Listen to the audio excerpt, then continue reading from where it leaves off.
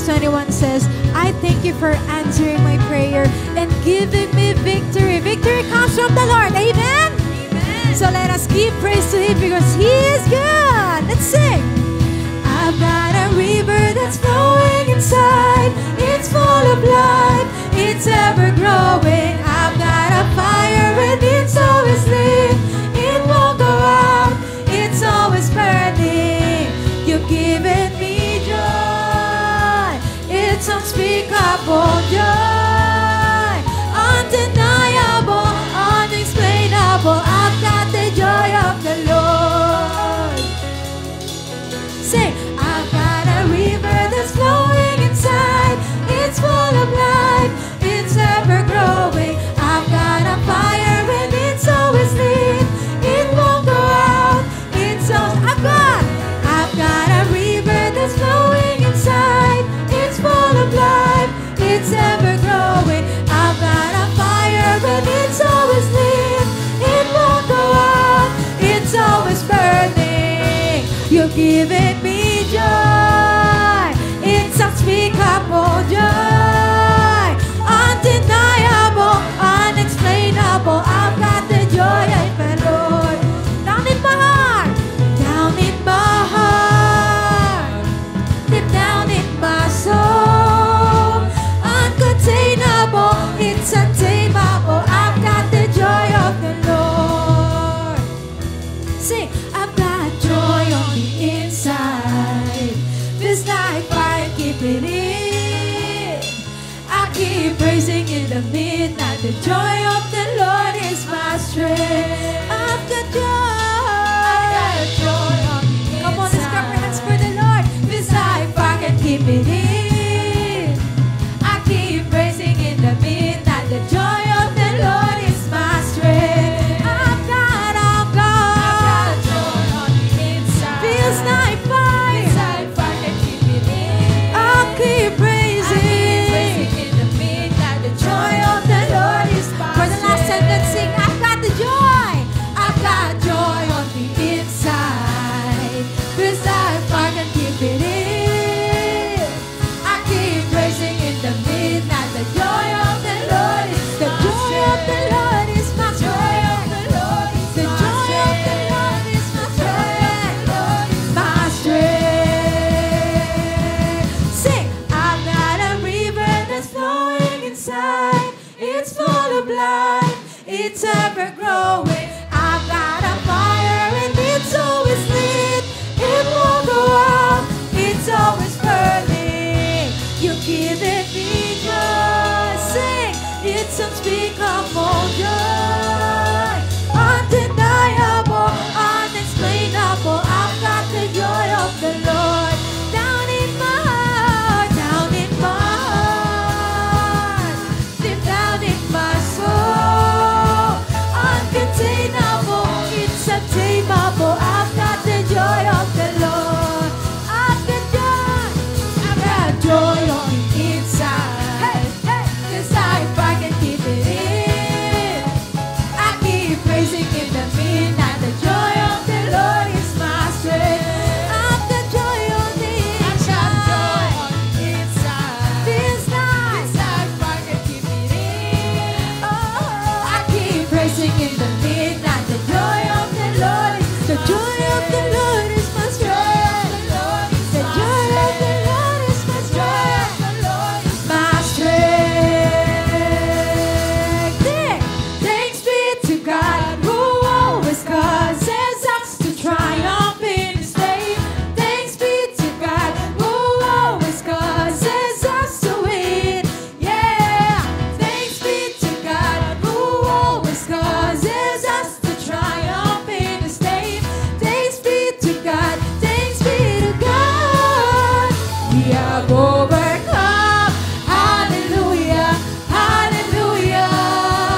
We have overcome by the power of your name. Jesus, you're the one. Hallelujah. Hallelujah. The one who made a way for us to triumph in your name. Oh, oh, oh, oh. God is so good, amen. Oh, oh.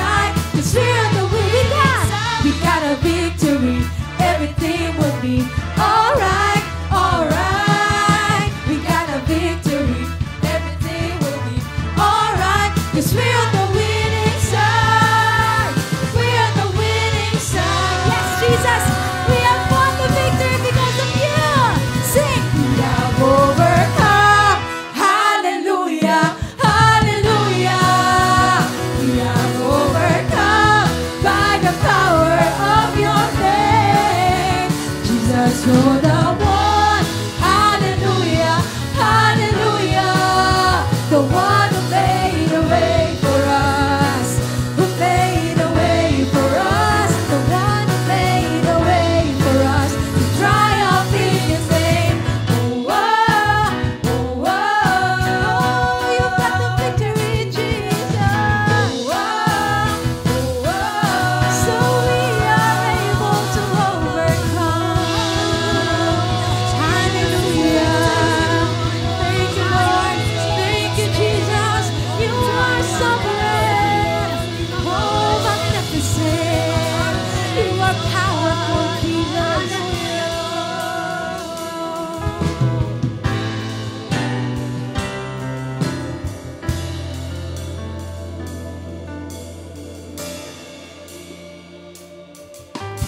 Father of life, draw me closer. Lord, my heart set on you.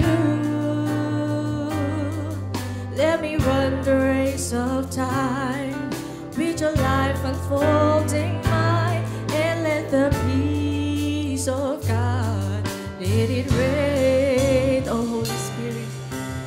Oh, Holy Spirit, Lord, my comfort. Strengthen me, hold my head up high, and I stand before your truth, bringing glory unto you, and let the peace of God let it reign. Oh Lord, I hunger for more of you. Rise up within me, let me know your truth.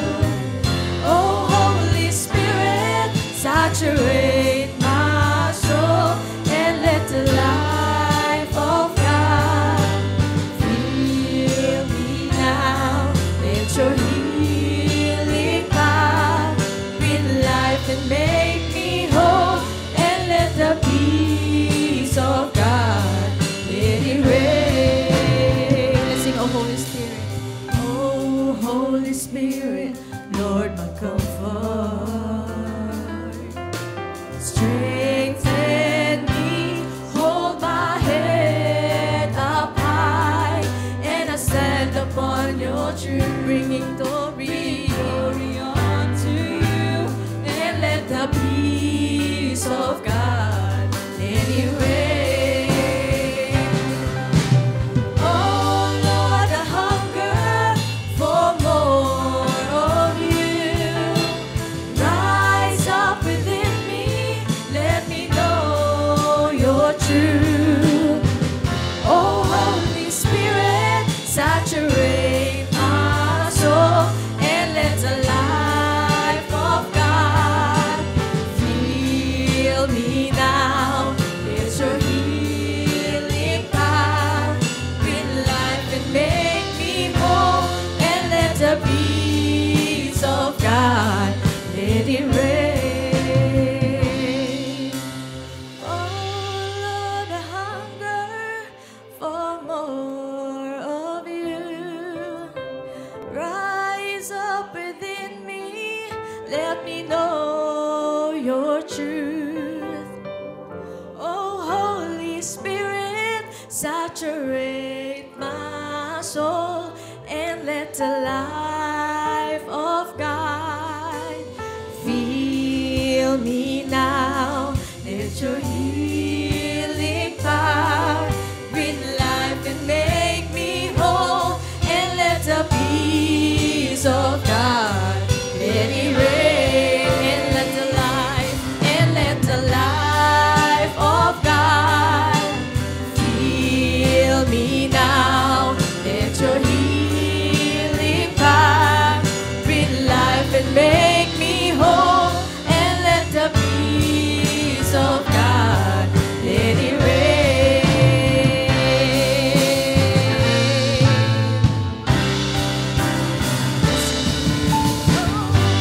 You are my freedom, Jesus, you're the reason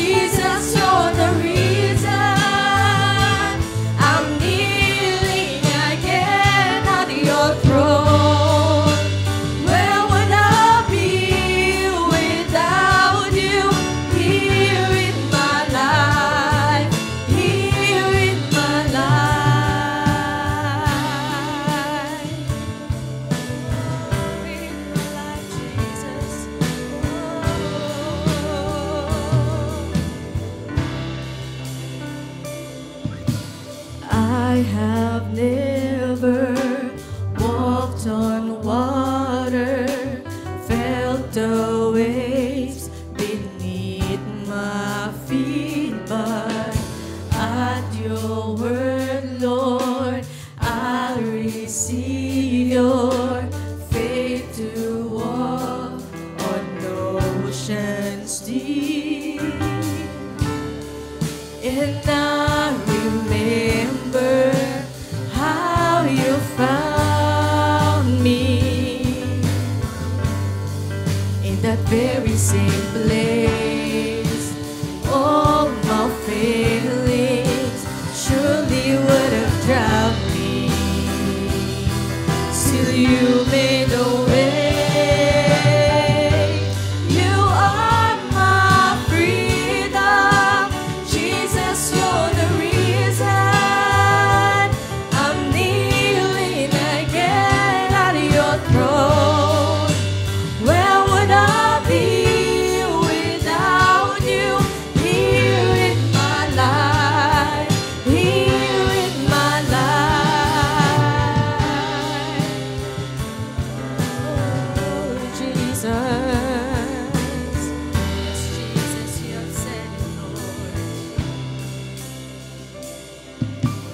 You have said that all the heavens sing for joy at one who finds a way to freedom. Truth of Jesus brought from death into his life. And I remember how you saw me through the eyes of your grace. And though the cost was your beloved for me, still you made a way. You are my freedom. Jesus, you're the reason I'm kneeling again at your throne. Where would I be without you? Here in my life, here in my life. You are my freedom. Jesus, you're the reason I'm kneeling again at your throne. Where would I be without you? Here in my life, here in my life. Oh, we're in the life, Lord Jesus. Oh, you are a freedom reason why I need you. It's your name. Oh, you are a freedom. You are my freedom. Jesus, you're the reason.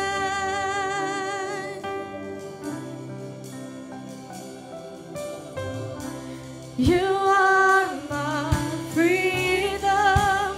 Jesus, you're the reason. Come on, church, let's sing. Oh, you are a freedom, Jesus.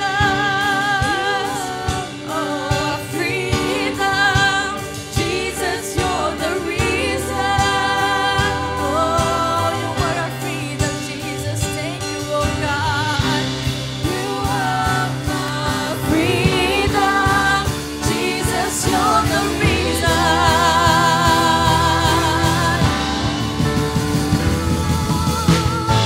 You are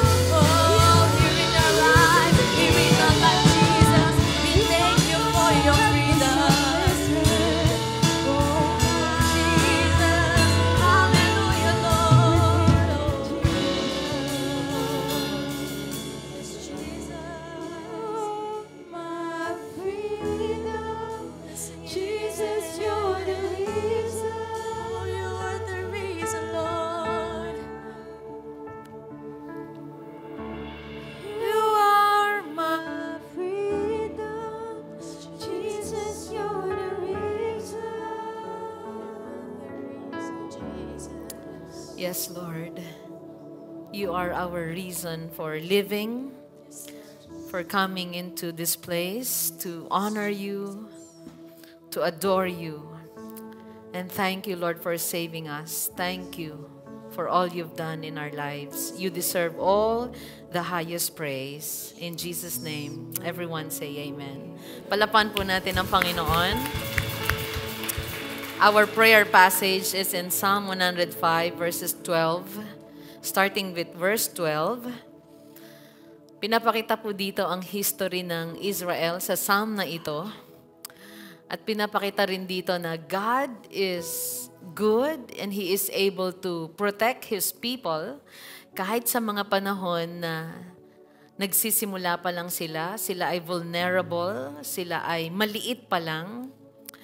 Let's go to verse 12. Sabi po dito, when they were few in number, of little account, and sojourners in it, wandering from nation to nation, from one kingdom to another, He allowed no one to oppress them. He rebuked kings on their account. Ang Panginoon ang tumawag kay Abraham, kay Isaac, kay Jacob. Tinawag niya sila Moses. Hanggang sa marating po nila yung promised land. Nagpalipat-lipat po sila ng lugar, nagpalipat-lipat po sila ng mga naranasan sa wilderness. Pero anong sabi po dito? He allowed no one to oppress them. He rebuked kings on their account. Ang Diyos na tumawag po sa atin ay Diyos na sasamahan tayo sa lahat ng panahon ng ating buhay. Palapan natin ang Lord. Ang Panginoon na nagligtas sa atin, He will shepherd our soul hanggang sa tayo po ay matapos sa takbuhin sa mundong ito. And He will never forget us. He will save us. Okay? Kaya sabi dito, kahit nung kaunti pa lang sila, hindi sila pinabayaan ng Panginoon. And have you experienced nung kakaunti pa yung knowledge mo sa salita ng Panginoon, pero naranasan mo po, nandun ang Panginoon. Nagpatuloy ka, lumalago ka, all the more that you experience the goodness, the faithfulness of God, and you understand His will. God is good. He is able to protect us. So sa tumawag sa buhay po natin, sa nagligtas po sa atin, huwag tayong lumayo sa Kanya. In verse 15 saying, touch not my anointed ones, do my prophets no harm. Verse 16, when He summoned the famine on the land and broke all supply of bread, He had sent a man ahead of them, Joseph, who was sold as a slave. Sa Psalm 105, maunawaan din po natin na ang Diyos na tumawag sa atin, may mga sitwasyon minsan na hindi natin maintindihan o maunawaan ang pagdadaanan natin. Tulad po nito, magpapakita rito, God is sovereign. Ibig sabihin, alam na po niya ang mangyayari sa kinabukasan. Kaya may mga pagkakataon na yung present mo, hindi mo maintindihan. Trust the plan of the Lord. Trust the goodness of the Lord. Dahil, sabi dito, nung nagkaroon po ng taggutom sa lupain ng Kanaan, anong ginawa niya? Pinauna niya si Joseph sa Egypt. He had sent a man ahead of them, Joseph, who was sold as a slave. Maganda po ba yung pagkakapunta ni Joseph sa Egypt?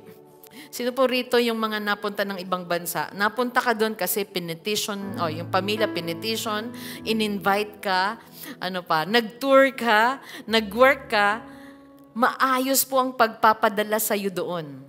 Si Joseph, nung pinadala sa Egypt, hindi po maganda.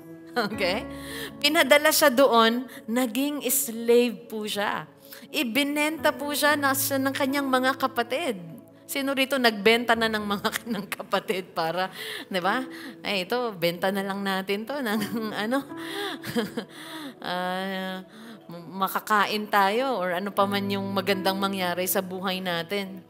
Pero yung hindi magandang nangyari kay Joseph, sa bigger picture, yun pala ay paghahanda para ang buong ang kanya ay hindi magutom sa darating na matinding taggutom. Meron ka bang experience sa buhay mo na kung babalikan mo, buti pala nangyari yun kahit hindi maganda, Kasi nagbigay ito sa akin ng pananampalataya, ng lakas. Nagdala ito sa akin sa tagumpay. Nagdala ito sa akin sa mas magandang kalagayan. Dahil kung hindi nangyari yun, nasan kaya ako ngayon? Baka nasa sementeryo o nasa impyerno. Yun ang narinig ko yata one time kay Alvin. Okay? Pastora, kung hindi ako inabot ng Lord, either nasa sementeryo o nasa impyerno. Ganon kamahabagin ng Lord. Ganon kabuti ang Lord sa buhay natin pag inayos niya tayo at niligtas niya tayo. Amen po ba? So kung may hindi ka nauunawaan ngayon, trust the plan of God. Trust the will of God. Kahit sabihin, Lord, hindi ko man naunawaan, pero sa'yo pa rin ako sasamba. Sa'yo pa rin ako tatawag. Sa'yo pa rin ako magtitiwala.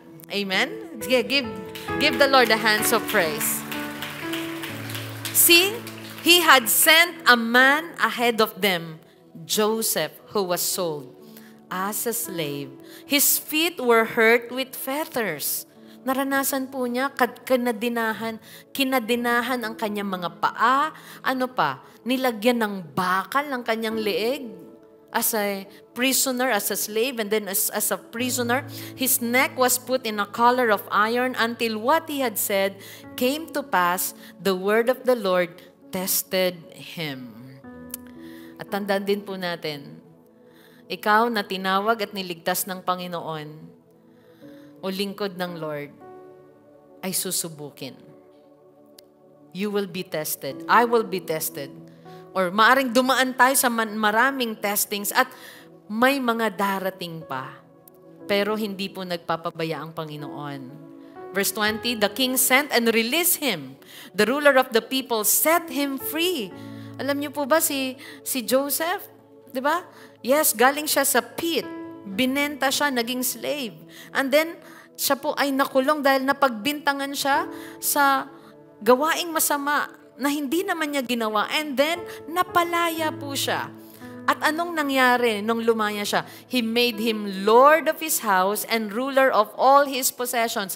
Si Pharaoh, prinomote siya, inangat siya. In fact, the Lord promoted Joseph from prison to he became the prince of Egypt. Ano pa? To bind his princess at his pleasure and to teach his elders wisdom. Naging tagapagturo si Joseph ng mga wise men sa Egypt. Naging advisor siya ng mga advisors ng Pharaoh. Siya po ay talagang inangat ng Panginoon. Kaya may mga hindi ka maunawaan. Trust the Lord's hand. Trust His heart. Trust His will. And always remember this, God fulfills His word even in times of difficulty. Kahit daraan ka sa matinding hirap, ang pangako ng Panginoon, tutuparin niya ito at hindi niya kakalimutan. Understand that God's process does not cancel the promise kapag dumaraan ka sa matinding pagsubok. Verse 23, then Israel came to Egypt. Bakit po sila pumunta ron? Kasi nandun na si Joseph. Siya po yung nag-ipon ng maraming pagkain. Ang mga tao bumili sa kanya ng pagkain dahil sa galing po niya sa Egypt. Ano pa? Pinalit nila ang animals nila para sa pagkain. Pinalit nila ang mga properties nila para sa pagkain. At ang panghuli, ang bawat person or bawat sarili nila ay gusto na nilang ibigay kay Joseph, gawin silang mga lingkod ng Pharaoh para makakain sila. Ganon po katindi yung taggutom na dumating sa panahon po nila. Pero ang pamilya ni Jacob, ang pamilya ni Joseph, anong sabi dito? Then Israel came to Egypt, Jacob sojourned in the land of Ham, and the Lord made His people very fruitful and made them stronger than their foes. Nung dumating sila sa Egypt, pinatira po sila sa napakagandang lupain pa. Binigyan ng pagkain, meron po silang hanap buhay, hindi sila pinabayaan ng Panginoon. And again, if you are going through a difficult situation, minsan hindi mo maunawaan, or ito'y magamit mo in the future, alalahanin mo ito. Hindi mo man maunawaan, ang Panginoon hindi ka pababayaan. He turned their hearts to hate His people, to deal craftily with His servants. The does not cancel His promise kapag may matinding paghihirap sa buhay po natin. Kaya ngayong umaga, let us pray, let us ask the Lord to help us understand His purpose in hardship. Na, Lord, bakit na may karamdaman akong ganito? Ask the Lord to understand. Ano yung tinuturo niya sa'yo? Ano yung purpose niya? Lord, bakit ganito yung experience ko ngayong year na ito? Lord, bakit dumaan kami sa ganitong mga pressure and stresses and challenges in life? Help me understand this, and I want to see the bigger picture. At anuman po ang mangyari, I'm gonna trust your mighty hands. Lift your hands and pray to the Lord. Salamat, Panginoon, sa mga pangako mo. Nariyan ka para sa iyong mga anak. Niligtas mo kami, tinawag mo kami, hindi para pabayaan, kundi patuloy na i-guide at tulungan.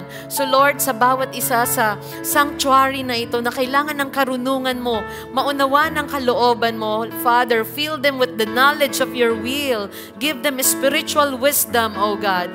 Lord, na kapag naunawa nila ang kalooban mo, they will rise up, they will continue. Haharapin nilang bawat bukas ng may courage, ng merong lakas at tapang, Panginoon, at may pananampalataya at patuloy nakakapit sa iyong mga pangako. Dahil ikaw lang ang aming Diyos na tapat, mabuti, at hindi kami iiwan, hindi pababayaan, kundi laging sasamahan at bibigyan kami ng lakas, ng tagumpay. At Lord, ang pangalan mo ang mapapurihan sa aming buhay as we continue, Lord, to walk in your will. Thank you for my brothers and sisters. We thank you for the challenges in life.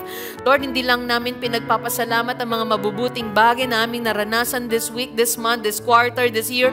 But Lord, lahat ng challenges, dahil ikaw ang kasama namin at lagi kaming may pag-asa dahil po sa inyo. Thank you, thank you. Ipinagkakatiwala ko ang aking mga brothers and sisters sa inyo. Ikaw po ang magpala sa kaning lahat at sumama sa bawat araw nila. In Jesus' name we pray. Everyone say, Amen and praise God. Palapakan natin ang Panginoon. Before you sit down, tell the person next to you, the Lord is good and it's good to see you. Yes.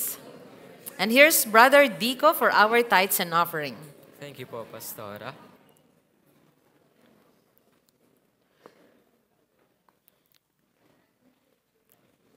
Muli po, good morning, church. And for our tithes and offering this morning, let me share to you in 1 Timothy chapter 6, verses 6 to 14.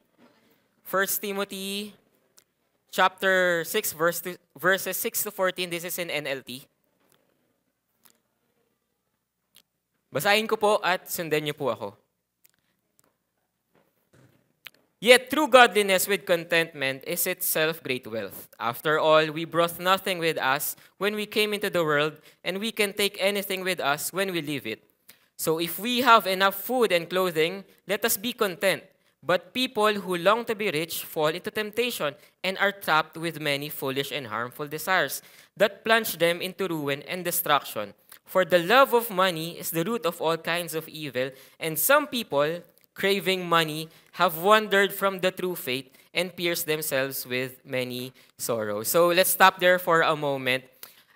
Unang tanong, bakit po ito ang pinapaturo ni Paul kay Timothy nung siya ay nasa Efeso? Sabi ni Paul kay Timothy, Timothy, manatili ka muna sa Ephesus. Bakit? Kasi during that time, mali po yung tinuturo nila. May mga maling katuruan na kumakalat at ito po ay ginagawa nila para sa sarili nilang kapakanan. Ano po iyon? Ito po ay ginagamit po nila ang salita ng Diyos para yumaman. Kung aatras po tayo sa verse 5, wala po dyan, pero pakinggan nyo na lang po ako. Sabi po dito, these people always cause trouble. Their minds are corrupt and have turned their backs on the truth. To them, a show of godliness is just a way to become wealthy. Unang tanong po sa atin, are we living a life of honesty? Dito, tinutugunan po ni Paul yung mga nagtuturo ng salita ng Diyos. Mali yung ginagawa nyo. Ginagamit nyo ang salita ng Panginoon para lang sa sarili nyo kapakanan, para lang kayo ay yumaman, which is mali po. Dapat kapag tayo po ay nag-share ng word, it is to share Jesus, to share the faith, to share the good news. At kung tatanungin po natin ang sarili natin, are we living a life of honesty? Kahit sa maliliit na bagay, pagbabalik ng sukli, pagsasabi ng totoo, tapat po ba tayong namumuhay? May katotohanan, may integridad. At kung itutuloy po natin, sabi dito, yet true godliness with contentment is itself great wealth. Ano daw po ang tunay na kayamanan? Ito po ay yung pagiging maka-Diyos, pagiging banal na may kasamang pagiging kontento. Yun daw po ang tunay na kayamanan. Kung itutuloy pa po natin, sabi dito, wala nga po tayong dinala sa mundong ito na dumating din tayo. At sa ating paglisan, wala rin po tayong bitbit. And in verse 8, sabi po, so if we have enough food and clothing, let us be content. Food and clothing. Ano po yung pinapoint dito ni Paul? Na pag meron po tayong damit at pagkain, okay na po ba yun? Hindi po.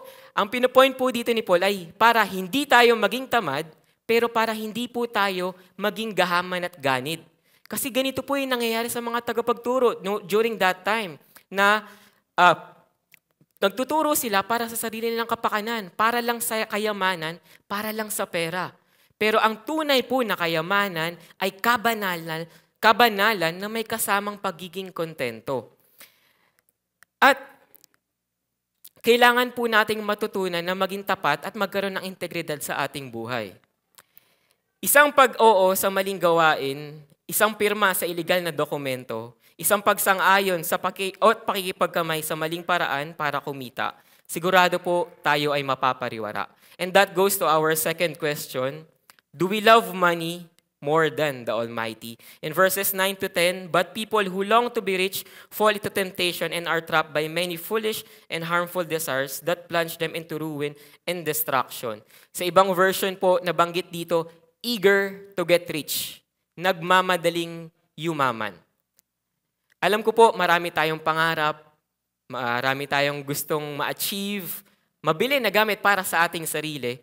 Pero ito po ba ay nagiging dahilan para tayo ay magmadali? Na nawawalan tayo ng pasensya, naiisip tayo ng paraan para yumaman sa maling paraan?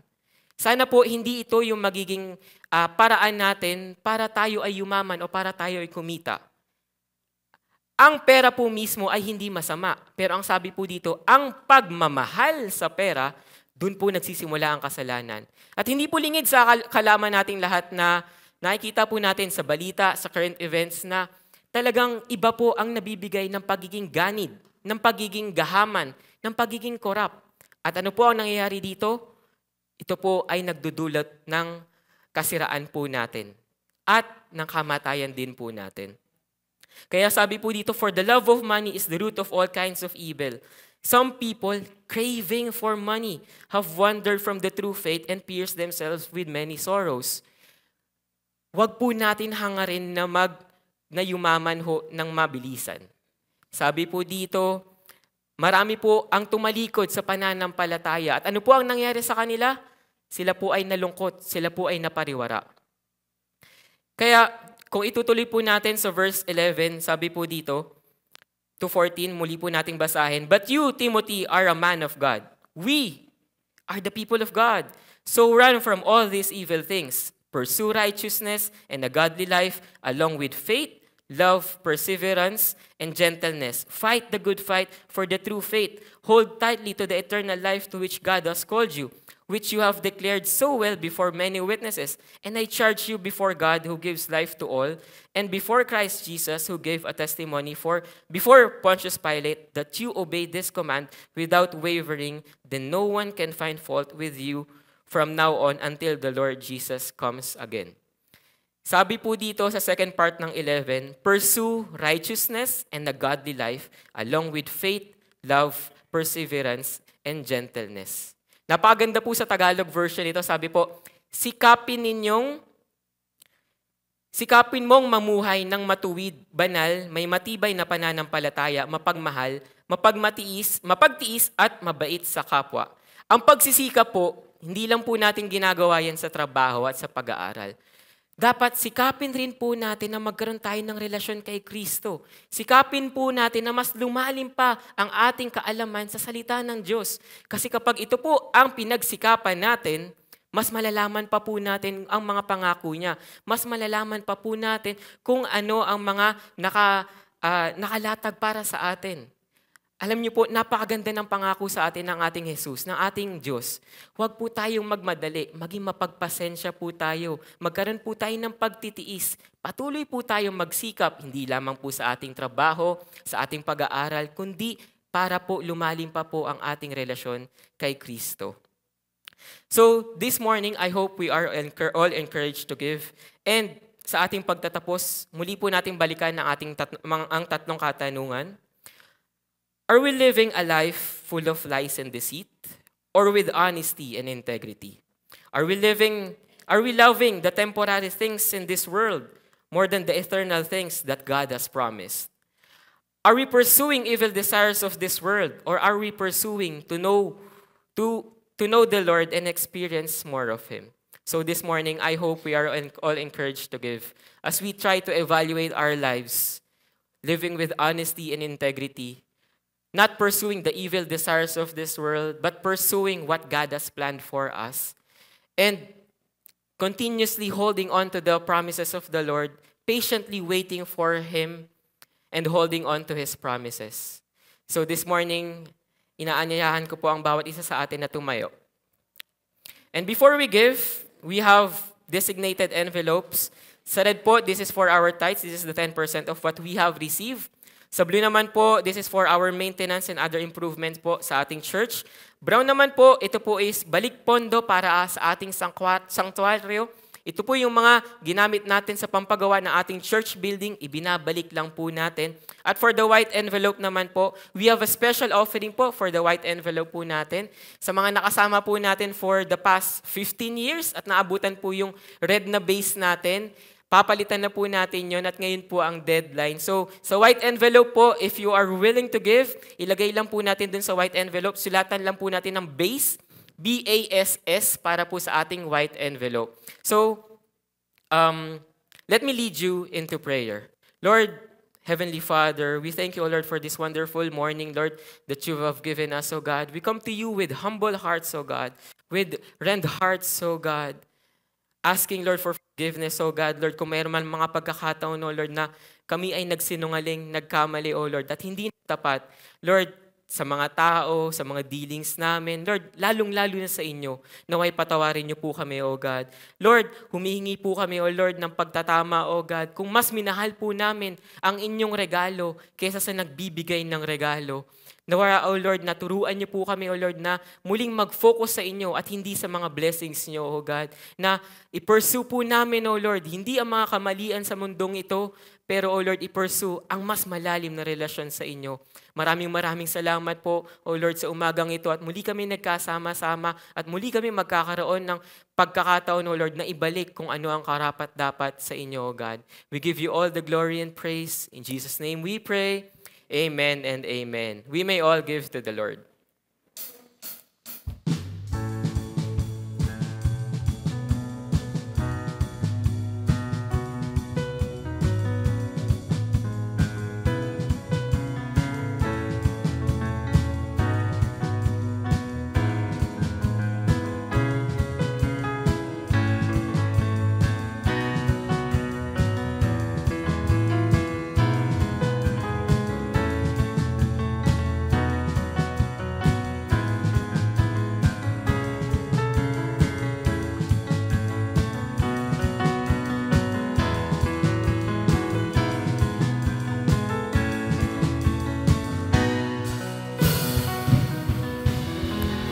Okay, let's continue our series in the book of John. The title of our sermon today, Your Sorrow Will Turn into Joy. Our passage is in John 16:16 to 22. A little while, and you will see me no longer. And again, a little while, and you will see me. So some of his disciples said to one another, What is this that he says to us? A little while and you will not see me, and again a little while and you will see me. And because I am going to the Father. So they were saying, What does he mean by a little while? We do not know what he is talking about. Jesus knew that they wanted to ask him, he said to them, "Is this what you are asking yourselves? What I meant by saying a little while and you will not see me, and again a little while and you will see me? Truly, truly, I say to you, you will weep and lament, but the world will rejoice. You will be sorrowful, but your sorrow will turn into joy." When a woman is giving birth, she has sorrow because her hour has come. But when she has delivered the baby, she no longer remembers the anguish for joy that a human being has been born into the world. So also, you have sorrow now, but I will see you again, and your hearts will rejoice, and no one will take your joy from you. Let's all bow down our heads and let us pray. Father, each of us, we are all dependent, Lord, sa iyong salita, sa iyong lakas. Today, we ask that you fill us with the knowledge of your will and give us spiritual wisdom and understanding. Upang sa ganun, kapag naunawaan, nalaman namin ang kalooban mo, the way we live will always honor and please your name. And our lives will produce every kind of good fruit. And this we pray in Jesus' name. Everyone say, palapahan natin ang Panginoon sa kanyang katapatan at sa kanyang salita ngayong umaga. Last week, we talked about the works of the Holy Spirit. Today, it's all about your sorrow will turn into joy. Balikan lang po natin ano yung works of the Holy Spirit. The Holy Spirit helps believers. Meron tayong tagatulong, meron tayong comforter. At ang helper sa Greek na pag-aralan po natin or original word is parakletos. It means meron tayong advocate who come alongside with us, who will not leave us, but he will always help us. And the Holy Spirit is sent by the Lord Jesus. Ano pa? The Holy Spirit convicts the world. Siya po ang magpapaalala na meron tayong Panginoong Jesus na righteous, na banal, na hindi po nagkasala. At ang mundo or lahat ng tao, He will convict the world of sin, righteousness, and judgment. Kaya huwag po nating kalimutan na ito yung mga work ng the work of the Holy Spirit. He helps, He convicts, ano pa? The Holy Spirit guides into all the truth. Hindi po tayo maliligaw, manghihina kapag we walk in step with the Holy Spirit. Because the Holy Spirit reveals the truth, He guides and not just informs.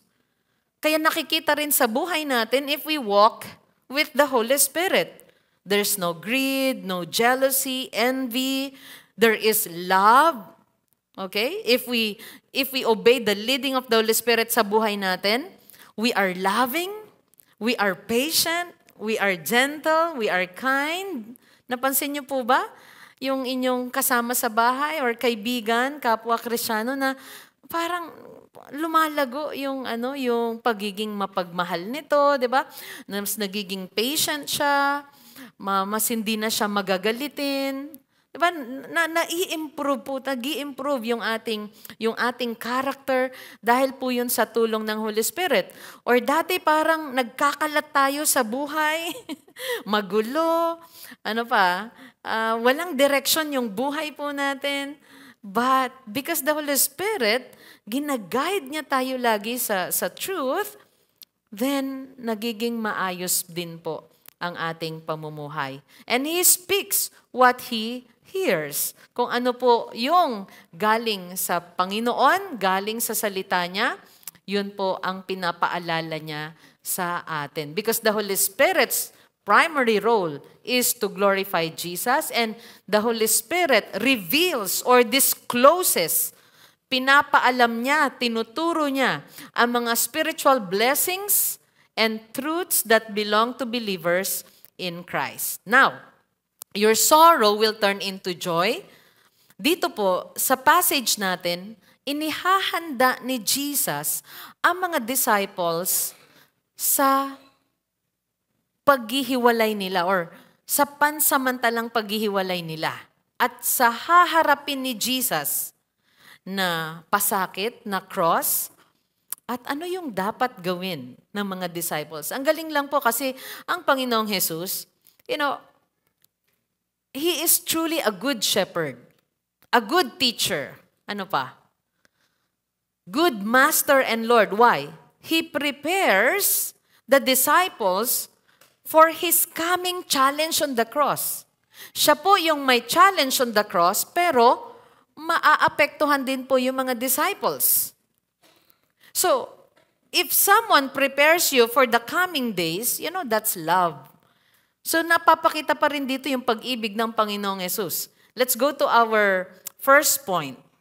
Sorrow is real. Tinuturo ng Panginoong Yesus dito, bago niya harapin yung cross, but not permanent. Sorrow is real, but not permanent. At kailangan natin maunawaan yung mga realidad sa buhay natin. Pero ang ganda po ng tinuturo dito ng Panginoon na may mga bagay na hindi permanent. Tulad po ng sorrow. May mga bagay na hindi permanent sa mundo. Material things. Those things are not permanent. Anything new ngayon, magiging luma na. Okay? Sino ditong may iPhone 4, iPhone 4S? Meron pa nun? Pero anong iPhone na ba ngayon? 17. Okay? At I think, as a husband, I still have my iPhone 4S, right? Pero wala na siyang value, wala na siyang worth. Okay? Napanatili naming intact siya hanggang sa mukha na siyang mabagal kumpara sa mga gamit ngayon. See? Anything na meron tayo ngayon, hindi po yun permanent. Ano po yung permanent? The Word of God, our Lord, they are forever. Okay? God is forever. His promises are forever. But thank God, sorrow is real but not permanent. Okay? Let's go to the passage in John 16, verse 16. A little while, and you will see me no longer. And again, a little while, and you will see me. So ito yung paghahanda ni Jesus sa kanila. Sabi niya, sandaling panahon na lang, hindi nyo na ako makikita. Pero pagkatapos ng kaunti lang na panahon, makikita nyo akong muli. Niisip ko itong pakikipag-usap ni Jesus, parang sa bata. Pagpapasok ka sa work, sino rito yung naranasan ganon?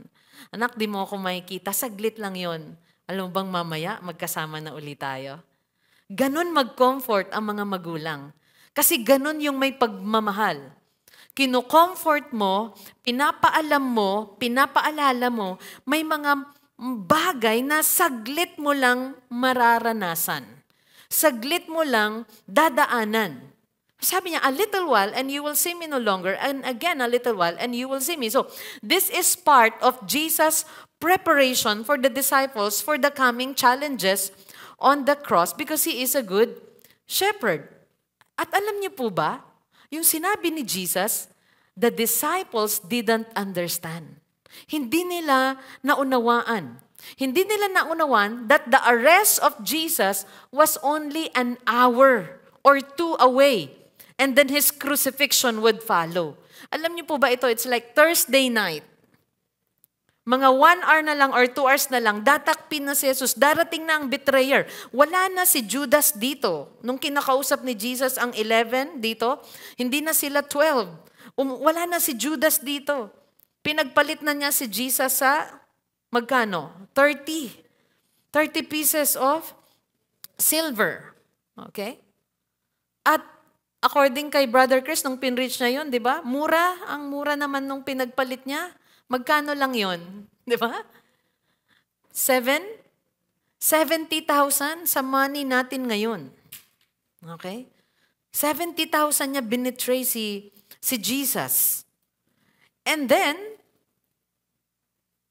Sabi po sa verse 17, so some of his disciples, na-confused, hindi naunawan ng disciples dito. So some of his disciples said to one another, alam niyo, pag nagtatanungan sa isa't isa, ibig sabihin hindi nila naunawaan. Okay? Sinong ganon kapag algebra na or physics? Di ba? Nagtatanungan na. Ibig sabihin, naintindihan mo? Pag umiingay yung klase, parang, hindi ko rin naintindihan eh. Okay? Tapos, pagdating ng exam, sige, bahala na. Alright? Nakagraduate naman tayong lahat. Okay? So some of his disciples said to one another, what is this? What is this? Ano kaya ang ibig niyang sabihin? Sabi niya, what is this that he says to us, a little while, and you will not see me, and again, a little while, and you will see me. And because I am going to the Father. Tapos sinabi pa niya, I am going to the Father. So they were saying, what does he mean by a little while? We do not know what he is talking about.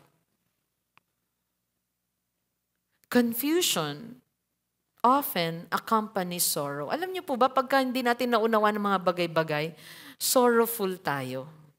Di ba? Minsan di mo maunawan, ba't ka iniwan? Kaya ang dami mong luha, di ba? Sino yung mga heartbroken dito?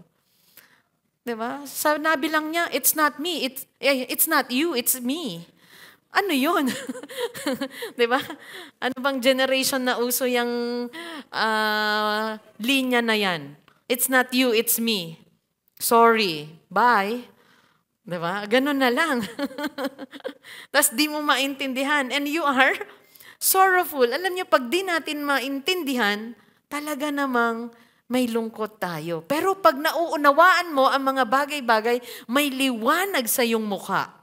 Tulad ng naikwento ko sa inyo one time na yung bata iyak ng iyak tuwing umuulan. Pero in-explain namin sa kanya yung rain, yung evaporation and condensation. Okay? At bakit kailangan natin ng ulan? Nung naunawaan niya, di ba parang ngumiti siya at natuwa siya. Tuwing umuulan, hindi na umiiyak. Di ba? Sino dito, naintindihan mo na minsan nawawalan ka ng pera? Hindi mo pa rin maintindihan? Kailangan natin i-explain na tayo ay naghahanap buhay, tapos binibigay sa bills. Tapos kailangan natin magbayad. Di ba? Minsan kailangan i-explain yon sa atin. May mga anak, pag pumunta tayo ng grocery, ba't sila naglulupasay at umiiyak pag di mo binilhan? Hindi nila maintindihan yon. Kailangan mong i-explain na hindi bawat labas may binibili. Minsan nga kailangan i-explain yun sa ating sarili. Hindi po ba? Hindi bawat labas may binibili. You have to understand that. Amen po ba? Hindi bawat open ng app merong ina-add to cart. You have to explain that. Right? Yeah. Pag hindi natin nauunawaan, we are full of sorrow. And that's why we are encouraged na kapag kulang ang ating karunungan, humingi tayo sa Panginoon. Diba? If you lack wisdom, sabi ng book of James, ask. And He will give it to you without finding fault. Ibibigay daw ni Lord yung karunungan nang hindi ka niya hahanapan ng mali. Kapag humingi ka ng wisdom sa Lord. So hindi nila maintindihan. Sabi niya, what does He mean by a little while? We do not know what He is talking about. Alam niyo yung full of sorrow na sila kasi mahihiwalay sila sa Panginoon. Ano pa sinabi ni Lord? There will be persecution. They hated me. They will hate you. They will kill you. They will throw you out of their synagogues. Diba sinabi yun ni Jesus kasama sa paghahanda sa kanila? Inihanda niya ang kanilang puso at isipan. At kasama dito. Pero sabi nila, hindi natin ito maintindihan. We do not know what He is talking about. And you know what? Their confusion represents yung ating struggle also. na meron tayong tendency na hindi maunawaan, kaya lagi nating hilingin ang karunungan. Naalala ko yung prayer ni Paul sa mga taga-Colossians, sa Colossians 1 verse 9 to 10. Ang prayer niya lagi, the Lord will fill you with the wisdom of His knowledge and give you spiritual wisdom and understanding. Kailangan po natin hilingin lagi sa Lord na maunawaan ang Kanyang salita. Dahil pag hindi natin nauunawaan ng mga bagay-bagay, it gives us sorrow. Let's continue. Verse 19. Are we learning? Jesus knew that they wanted to ask Him. Yan po ang ating Savior. He knows your heart, your mind. Ako natutuwa po kung malaman ito na Jesus knows what's on my mind. Alam po niya ang laman ng aking isipan. Dahil kung ang nakakaalam ng isipan ko ay si Grace, ayaw ko. Di ba? Baka i-judge niya ako everyday. Di ba? Pero si Lord, na siyang nakakaalam, mahal ka pa rin niya, nauunawaan ka niya, i-guide ka niya, tutulungan ka niya, and God does not rebuke honest confusion. Dito pinakita, anong ginawa niya? Jesus knew that they wanted to ask Him. So He said to them, "Is this what you are asking yourselves?" Ito ba yung tinatanong nyo sa isa't isa? Nagtatanungan ba kayo tungkol sa sinabi ko? What I meant by saying, a little while and you will not see me, and again a little while and you will see me. So Jesus knew that they desired to ask Him. Jesus understood that the disciples wanted more clarity. At yan po ang dapat laging nasa puso natin bilang mga followers ni Jesus. Gusto natin laging lumago sa mga level 2 students. Di ba? Kailangan, yung attitudes natin towards maturity, kailangan naroon lagi na gusto natin mag-mature. Ayaw natin maging childish. Magkaroon ng childlike faith, always trusting sa Panginoon, pero hindi childish. Kailangan lumalago tayo. At dito, nakita niya na the disciples wanted more clarity. At anong ginawa ni Jesus? Hindi niya na-rebuke yung kanilang honest confusion. Minsan, may mga tao na confused na pagtatawanan. Di ba? Di ba may mga taong hindi maintindihan? Minamock. Instead na, paliwanagan pa. So ganun po ang nakita nating karakter ng ating Panginoong Jesus dito. He is good. Inihanda niya ang kanyang mga disciples sa darating na challenge na haharapin ni Jesus at haharapin nila.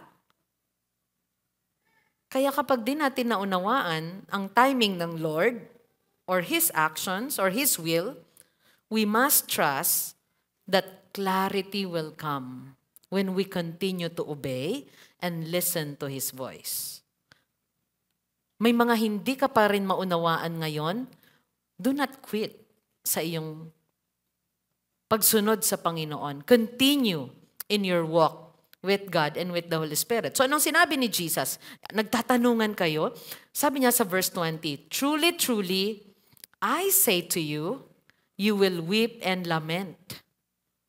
Ibig niya sabihin, talagang iiyak kayo at magdadalamhati sa mangyayari sa akin.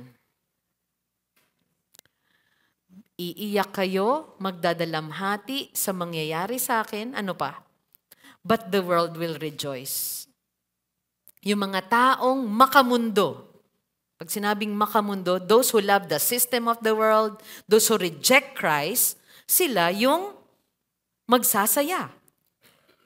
Malulungkot kayo. Sabi niya, you will be sorrowful, pero ang kalungkutan ninyo, mapapalitan. Your sorrow will turn into joy. And there you go. Sorrow is real, but not permanent. Sabihin nga natin, not permanent. You will be sorrowful, but your sorrow will turn into joy. Jesus knew sila ay malulukuban ng dark sorrow in the next few hours. Magkakawatak-watak po sila.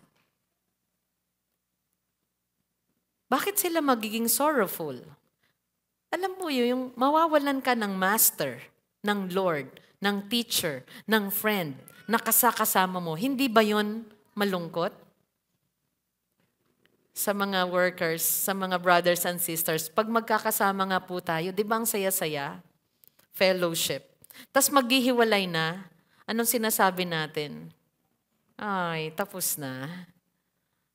Di ba? Nagkakaroon tayo ng longing. Longingness sa isa't isa.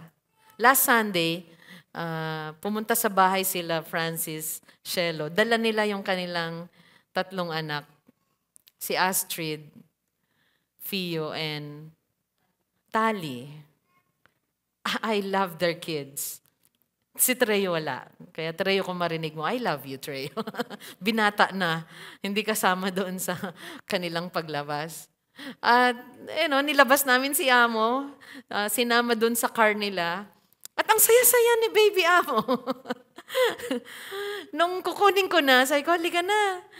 Alam niyo, sabi niya sa braso niya, okay, ayaw niyang sumama sa akin. Sabi ko, let's go. Gabi na. It's time to sleep. Kasi nakapajama na siya. Talagang yung kamay niya. And then, wala po kami magawa, kundi talagang buhatin siya.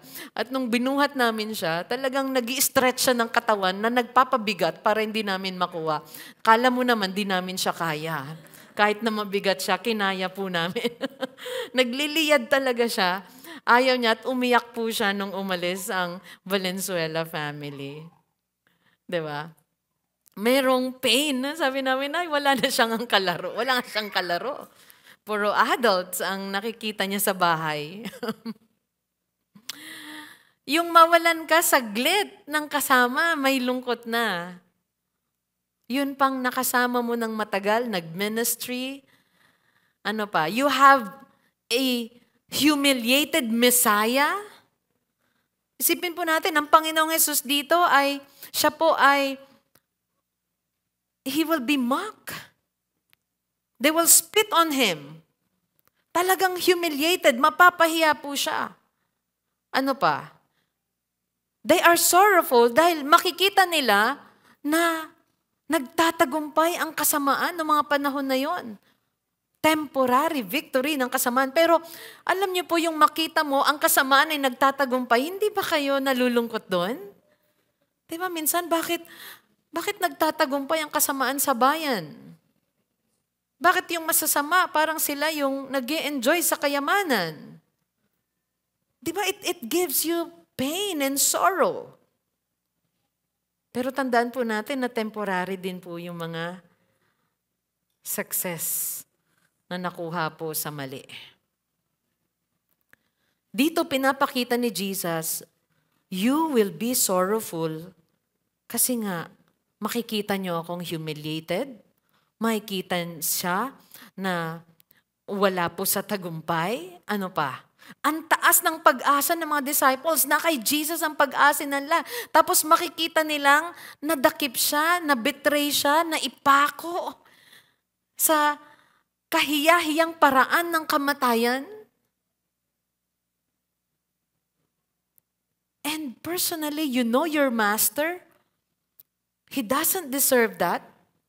Tapos mangyayari yun. Kaya sinasabi na ni Jesus, you will be sorrowful.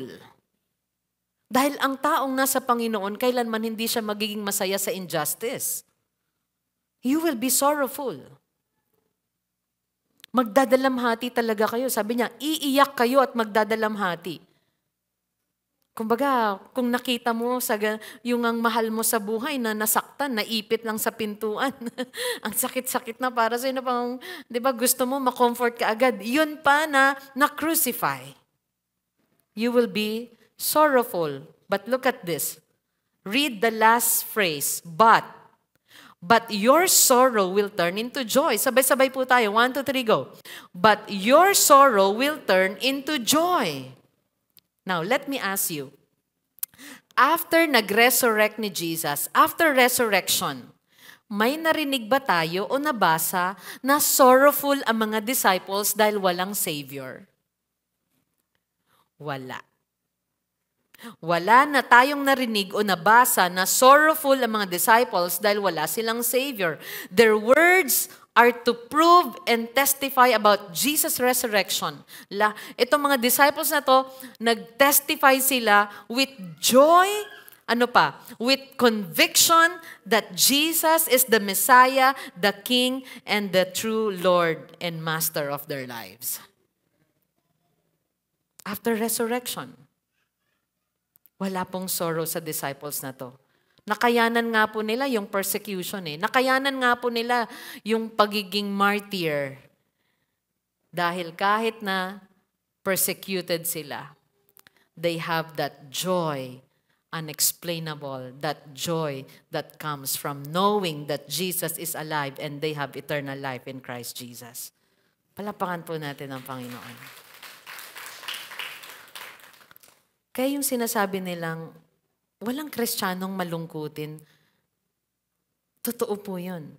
Knowing, understanding, remembering always that you have Christ who died for you and you have eternal life in Him and you have all the spiritual blessings in Him, walang puwang ang sorrow sa life natin. Or there will be sorrow, but sorrow is not permanent sa buhay po natin. Amen? Praise God. Another clap offering for the Lord. Sorrow is not eternal or permanent sa buhay po natin. Let's go to Psalm 30 verse 5. Kaya po, sorrow is real but not permanent. Laging merong joy sa Panginoon. Merong kapatawaran, merong paglilinis. And if you are new here, I want you to know, yes, God's wrath is upon those who love sin. But, the moment we believe in the Lord and entrust our lives to Him, joy is ours. Psalm 30 verse 5, for His anger is but for a moment, and His favor is for a lifetime. Weeping may tarry for the night. Sabi, weeping may remain sa other translation. That word tarry, remain for the night. But joy comes with the morning. Weeping is not permanent. Joy is. Sorrow is not permanent, but when joy comes, it is permanent. Sorrow is not permanent to those who believe in the Lord Jesus Christ. Sorrow is not permanent if you completely entrust your life to the Lord. Romans 8:18. Sorrow is real but not permanent. Yes, may suffering. Suffering is part of the Christian life. Pero yung suffering na yun, hindi siya purposeless. Meron siyang dahilan. Romans 8:18, sabi ni Paul, for I consider that the sufferings of this present time are not worth comparing with the glory that is to be revealed to us. Ano pong ibig sabihin nun? May mga sufferings po tayo, including what? Persecution. This includes persecution, trials, you will be tested, physical hardship, brokenness. We will experience brokenness, heartaches. Pero yung suffering daw na yon ay hindi maikukumpara sa napakagandang kalagayan na mapapasa atin pagdating ng araw. Kumbaga, alam niyo po, yung buhay Kristiyano, kumbaga sa dagat, nakakita na po kayo ng dagat, ng malawak na karagatan, ocean. Like, naglakad ka sa Manila Bay. Di bang lawak nun? Parang nasaan yung dulo nito? Di ba? Pumunta ka sa isang bakasyon mo, nakita mo yung dagat, tinanaw mo, and sometimes may nakikita kang bangka. Di ba? Hindi nga lang po bangka minsan barko, ship. Pero gaano kalaki ang barko sa dagat? Maliit lang. Kumbaga sa lawak ng dagat, parang isang maliit lang ang mga mararanasan natin, isang bangkang maliit lang ang mga mararanasan nating paghihirap sa mundong ito, kumpara daw po sa spiritual blessings na mapapasa atin at sa magandang kinabukasan na mapapasa atin mula sa Panginoong Hesus.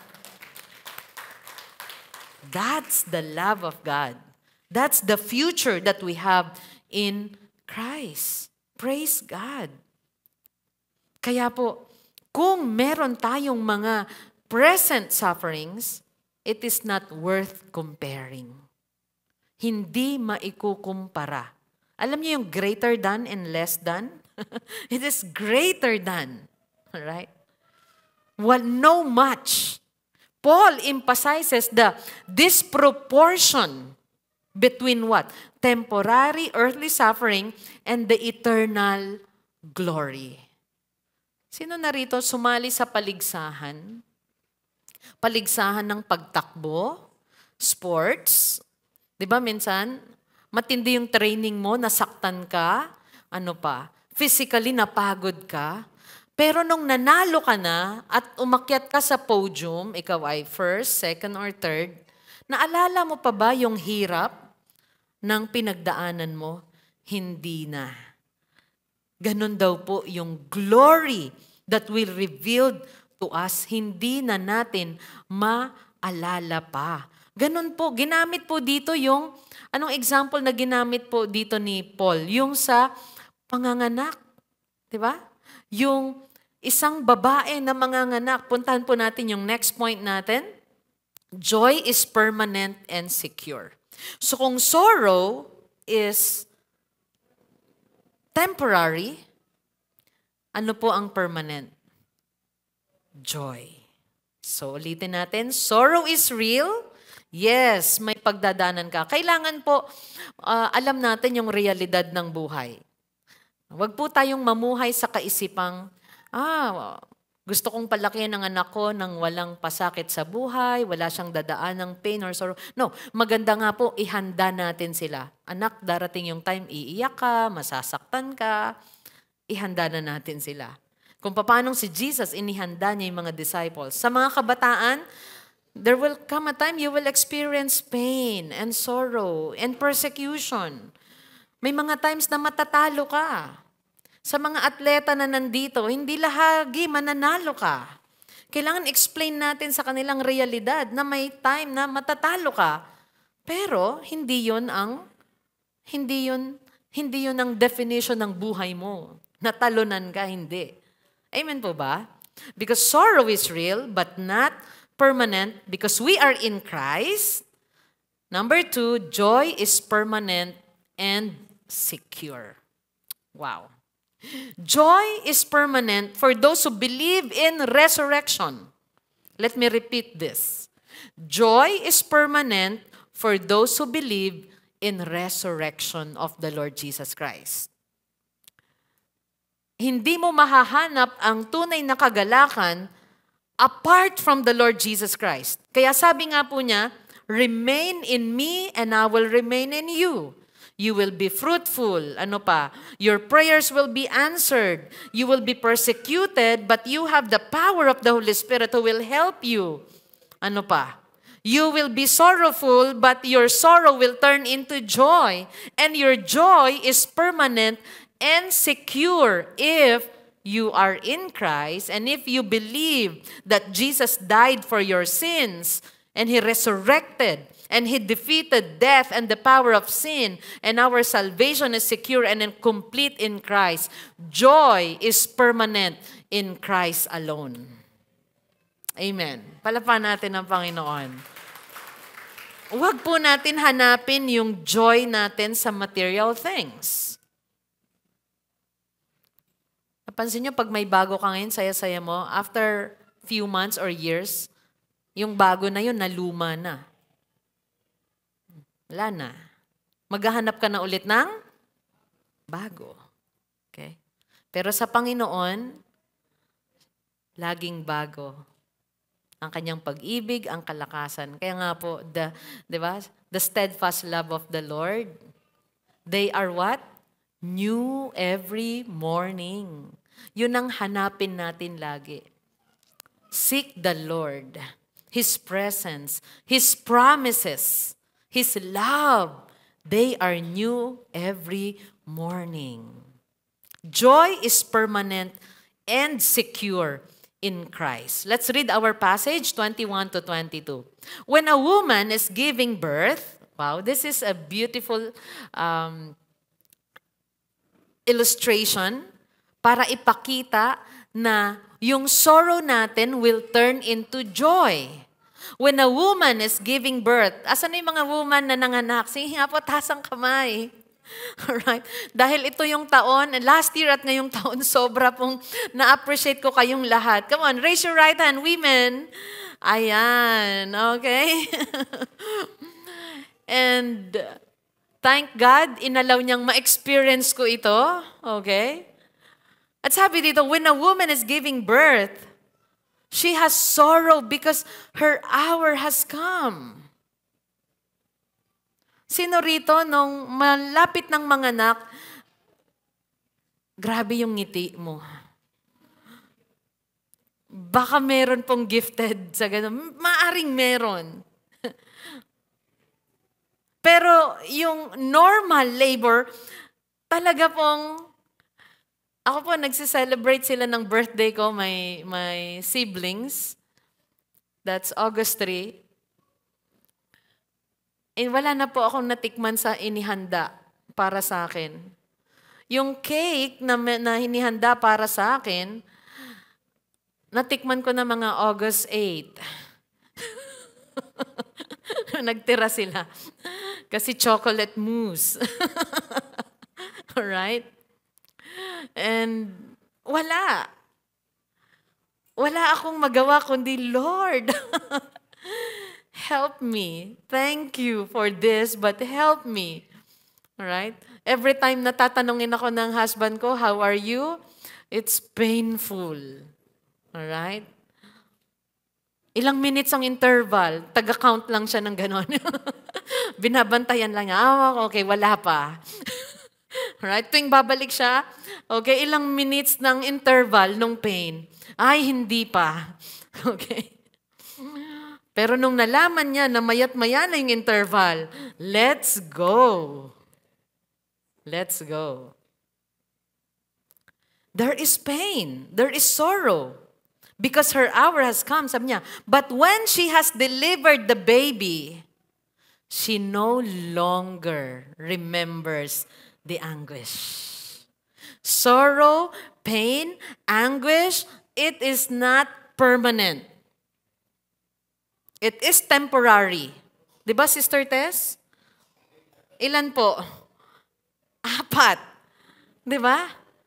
Temporary. Kaya pag iniisip mo na pain is temporary, sige pa. Okay? Kaya natin yan. It's temporary. Ang nilulook forward talaga natin, mayakap, makita si baby. Sabi niya, she no longer remembers the anguish for joy that a human being has been born into the world. Naalala niyo pa ba yung pain? Hindi na. Yung ngiti lang ng ating anak, di ba ba? Pag nakita natin. Sister Mary, anong nakita mo yung ngiti ni CJ? Di ba? Nung baby siya. Naiyak po ba kayo? Naiyak sa tuwa. Nung nakita niyo si Christian, sino pa? Si Casey, di ba?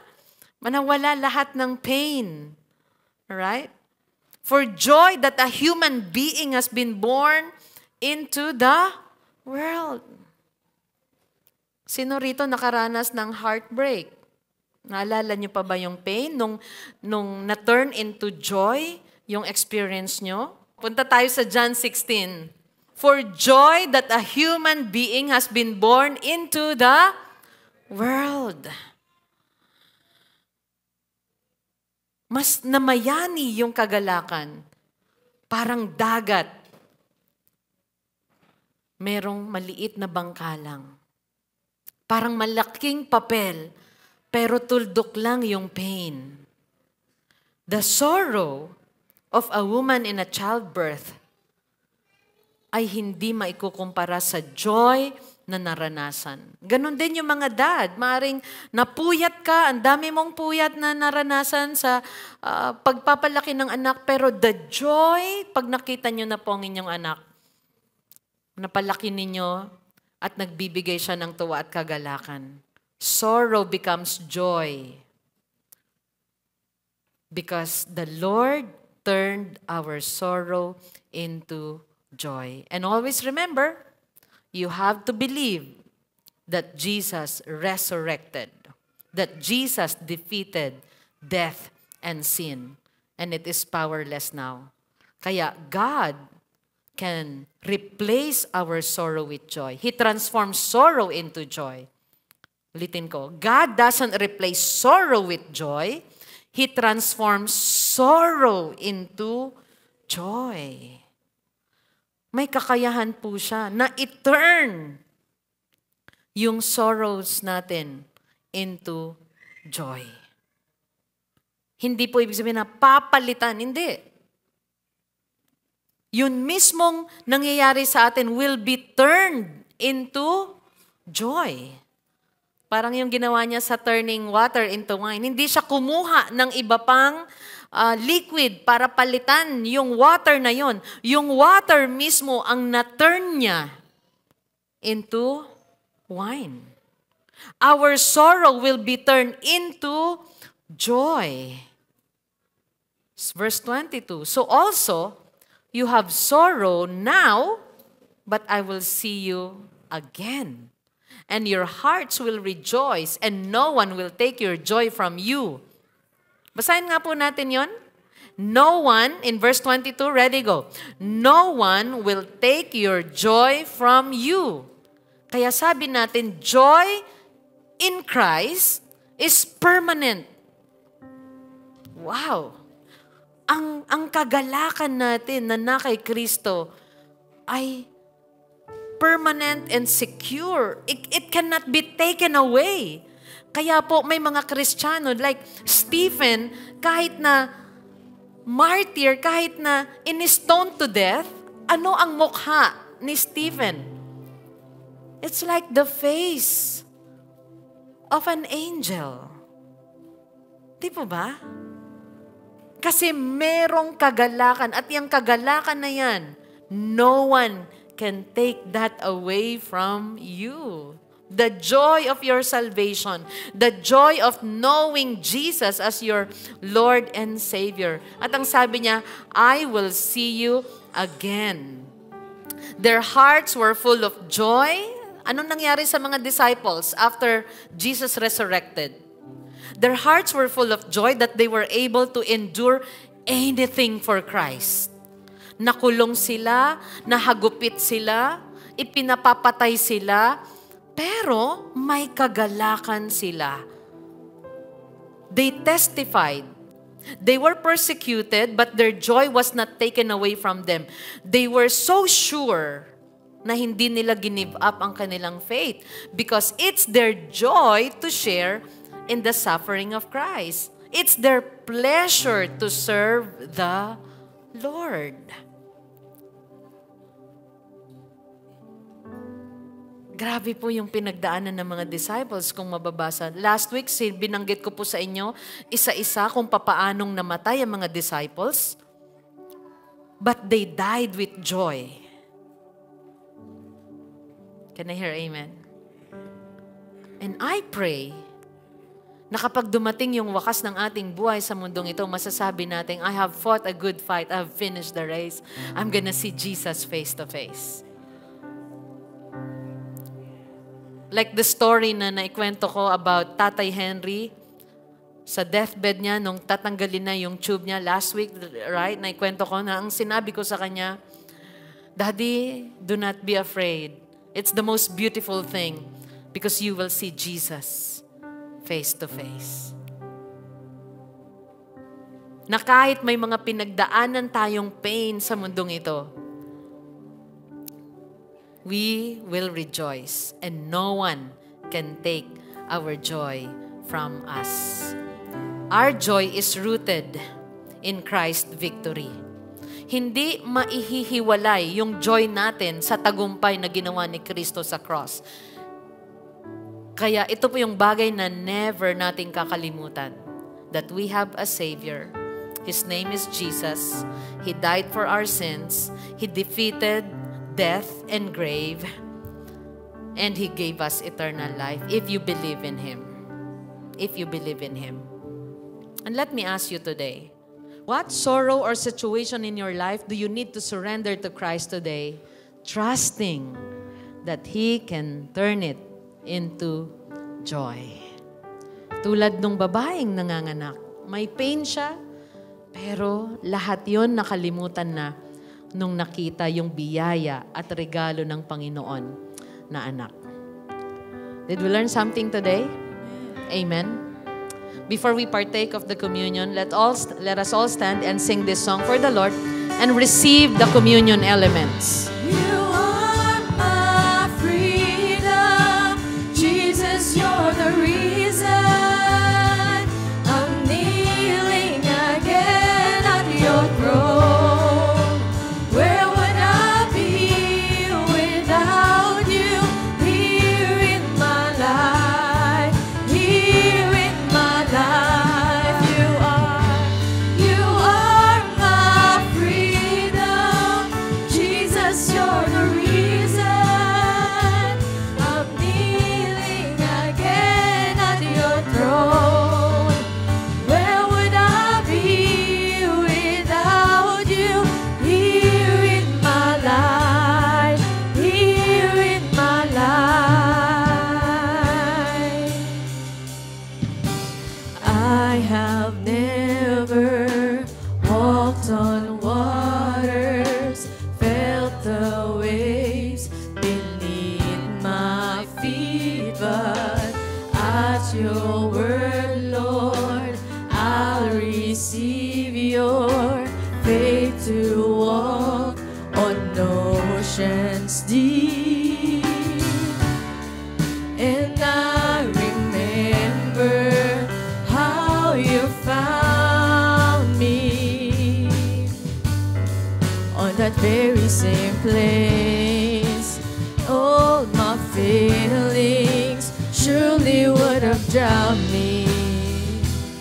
Still you made a way. You are my freedom, Jesus, you're the reason I'm kneeling again at your throne. Where would I be without you here in my life? Here in my life, you are my freedom, Jesus, you're the reason I'm kneeling again at your throne. Where would I be without you here in my life? Here in my life, you are my freedom, Jesus, you're the reason I'm kneeling again at your throne. Where would I be without you here in my life? Here in my life.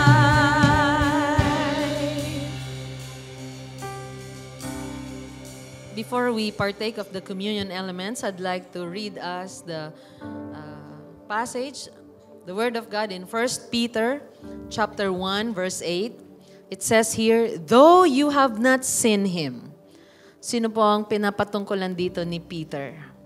Si Peter, isa po siya na nandoon sa Thursday night na kinausap ni Jesus, na you will have sorrow, but your sorrow will turn into joy. At ano nangyari kay Peter after resurrection? Wow, he loved the Lord. He served the Lord. He died for Jesus. At isa sa mensahe niya, sabi niya, though you have not seen Him, you love Him. Yun po yung faith. Yun pong believing na kahit hindi natin nakita si Jesus, sabi niya, you love Him. Do you love the Lord Jesus? Yes, because we believe He died for our sins. He resurrected. And ano pong ino-offer niya sa atin? Eternal life. At sabi niya, though you do not now see Him, you believe in Him. Yun, alam niyo po, magkasama yun eh. If you love Him, you believe in Him. If you believe in Him, you love Him. And if you love Him, you will walk with the Holy Spirit. You will obey Him. You will remain in Him. Mananatili ka sa Kanya. Sa mga bata, kung mahal mo ang magulang mo, di ba susundin niyo siya? Yes. Kung mahal natin si Jesus, susundin natin siya. Mananatili tayo sa Kanya. At sabi, you believe in Him and rejoice with joy that is inexpressible and filled with glory. At nag-uumapaw daw ang ating kagalakan na hindi kayang ipahayag ng bibig. We rejoice with joy that is inexpressible and filled with glory. You know why? Because our joy that is anchored in Christ, in the resurrected Christ, our joy is unshakable. It cannot be taken away from us. So keep loving Jesus. Keep believing in Jesus. Can I hear amen? Amen. Amen. Kaya manatili tayo sa Kanya. Ulitin ko tong verse na to. Though you have not seen Him, you love Him. Believers, matagal ka na sa Panginoon, keep loving Him. Nanlamig ang pag-ibig mo sa Kanya, wag mo nang bigyan ng puwang ang panlalamig. Remain in Him. Be faithful and be fruitful. And you know what? There is revival going on right now sa ibang bansa. And I pray, ganun din po sa atin. You know what? Ang news ngayon, Gen Zs are coming to Christ. Hindi kayo makapalakpak pero say amen. Gen Zs are surrendering their lives to Christ. And that is our prayer. Not only today, but they will love the Lord hanggang sa kanilang wakas ng buhay. Ganon din po yung generation, alpha, beta, lahat, ang ating mga anak, ang ating mga apo at magiging apo pa, ang Panginoon ang iibigin nila. That's our prayer. Amen? At ganun din po ang gawin natin. Sa mga kabataan, you will build your family.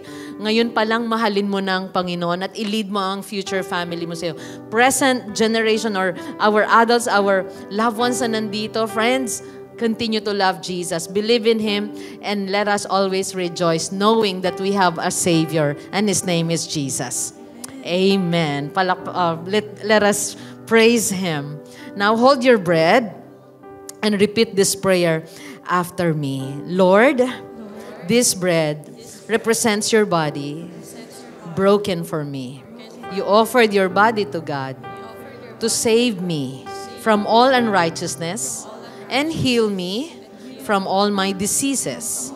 Because of what you have done, I am saved, I am healed. You are my Savior, my God and my King. Amen.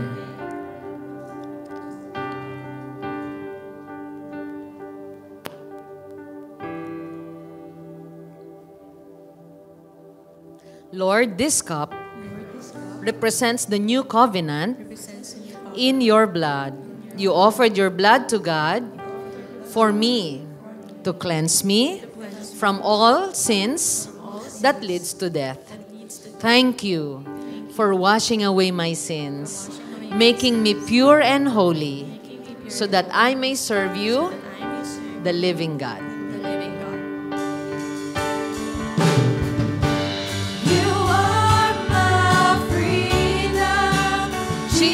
You're the reason I'm kneeling again at your throne. Where would I be without you? Here in my life, here in my life. You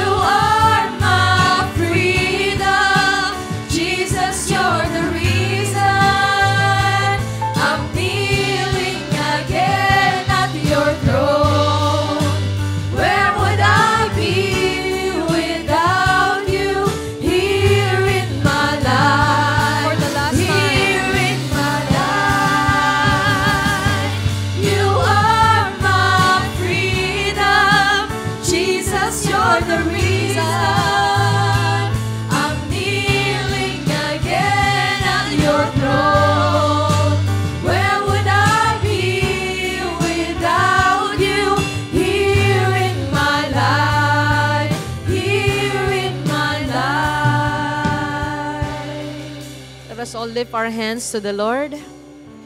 Yes. Thank you, Lord, for all you've done in our hearts today. Thank you for your word. Continue to transform us, Lord, becoming more and more like your Son, Jesus.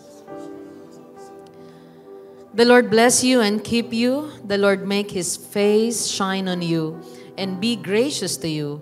The Lord turn His face toward you and give you peace. In Jesus' name we pray. Everyone say, palapakan po natin ang Panginoon. God bless you. Be a blessing in your small group. See you again next week.